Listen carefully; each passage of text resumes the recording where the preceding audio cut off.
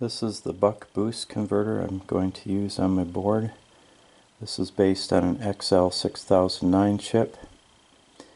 Pin 5 is the feedback pin, and that's the one that I need access to.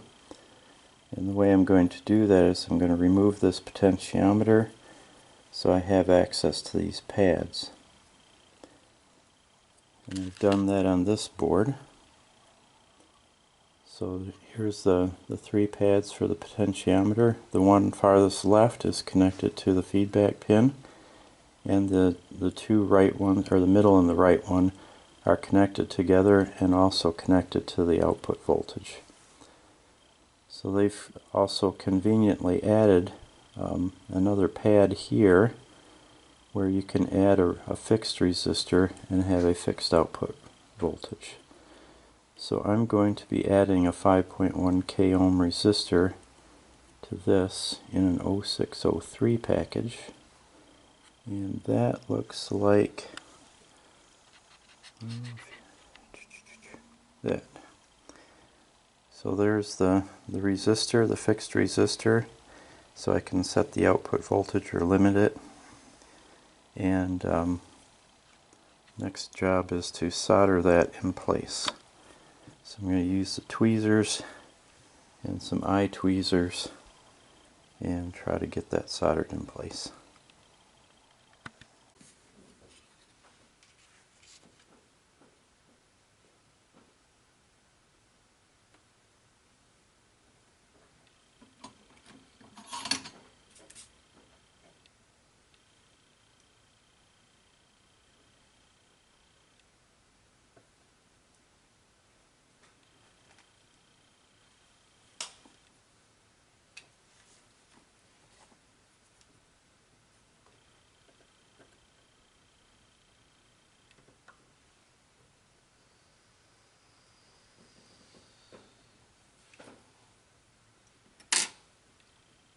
This is the bare circuit board, and then this is the completed one with one of these buck boost converters mounted on top. You can see where the generator connects. Then we've got the 3-phase rectifier, and then the rest of the circuitry with the op amps and so on is below.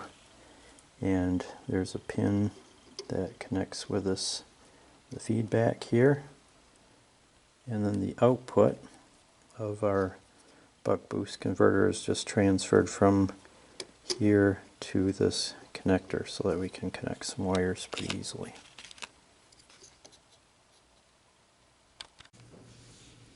This is the schematic for the control board. On this side here we just have a few housekeeping things. We've got some pads for connecting to the buck boost converter on the input side and also on the output side. And then, output side right here.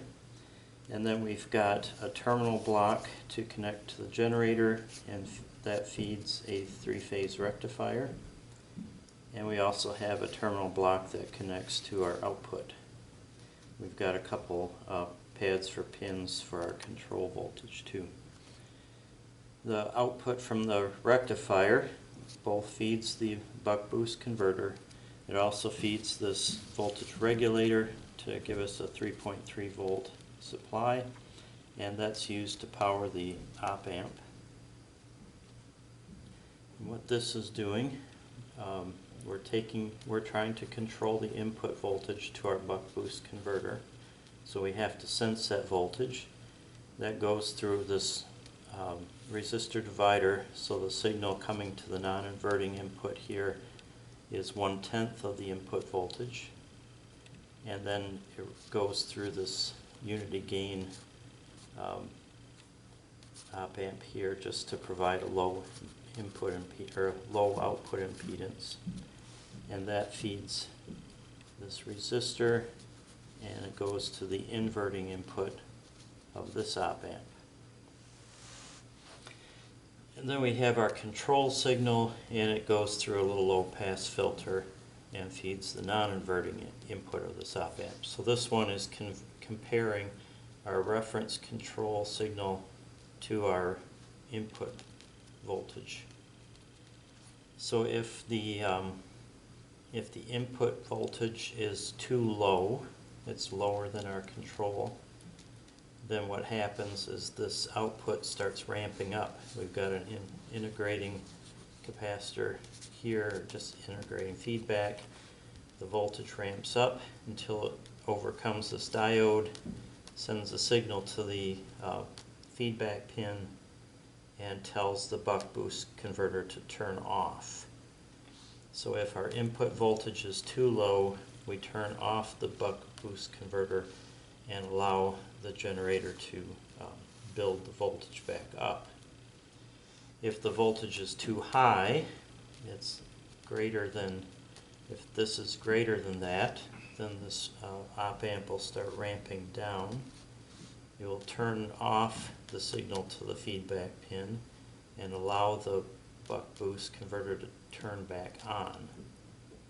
So if this voltage is too high, the buck boost converter turns back on and starts drawing current from here to bring that voltage back down.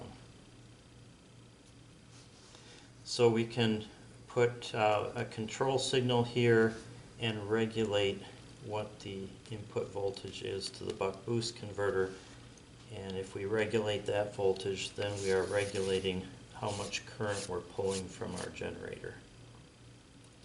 And if we pull current from the generator, it will slow the turbine down, and that's how we can get the turbine, or control the tip speed of the turbine. But we'll see that later. I have the controller board here. This is the buck boost converter on top of our input voltage controller, and it's being fed by a power supply that's in place of a generator, so it would be mimicking the generator. I have some LEDs on the load just to see if it turns on or off.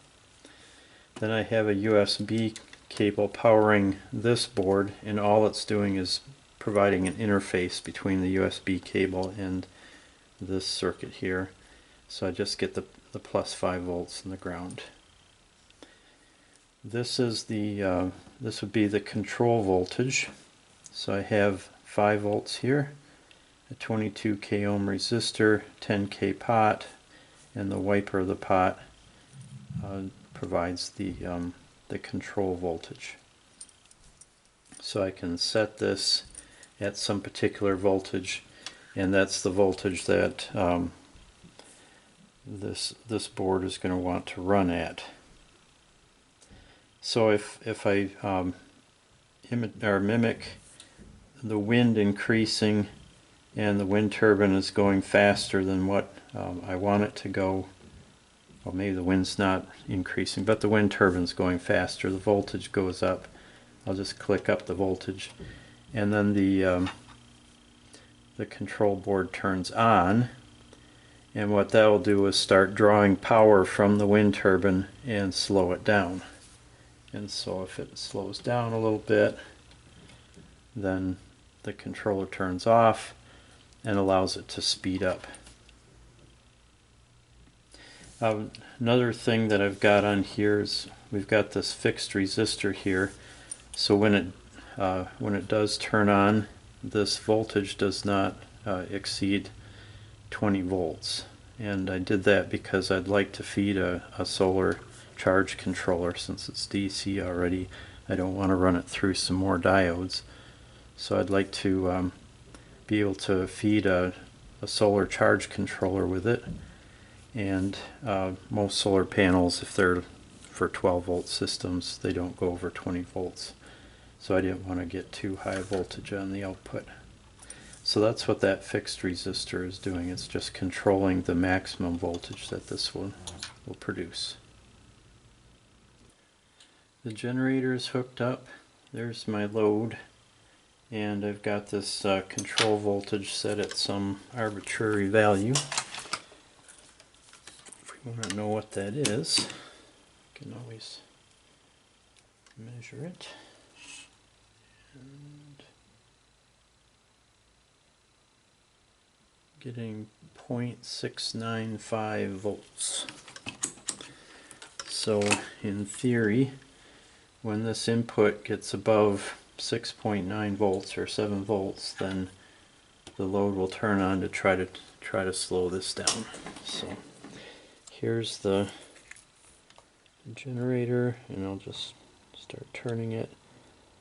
And when the current goes up, you can definitely feel more resistance, so that would slow the turbine down. This is easy right now, so what another controller will have to do, what this thing is going to eventually become, is it's going to monitor the anemometer to see what the wind speed is. It'll measure the RPM of the wind turbine to know what its tip speed is, and then compare the two, and if the turbine is running too fast, it will lower this voltage signal to draw more current from the turbine and slow it down. If the turbine is going too slow, it will raise this up so that less current would be coming from the turbine and allow it to speed up. And I suppose the question is, well, why not just have a switch? You know, just as soon as it's too fast, you turn this on. If it's too slow, you turn it off. And I believe that if we did that, this thing would just drain the input till it's real low, and so you'd be drawing a lot of current, and you wouldn't be getting much power out of it because most of your power would be lost in the stator. And by doing this, it seems like it's a little bit too complicated, but it's controlling it fast enough so that the input voltage stays at a fairly high level instead of just dropping to the low voltage cutoff level. I just think it's going to do a better job of extracting power than if you just had a simple switch. But microcontrollers are quite a bit faster than they used to be, and maybe you could work that into software, but I'm going to do it with hardware.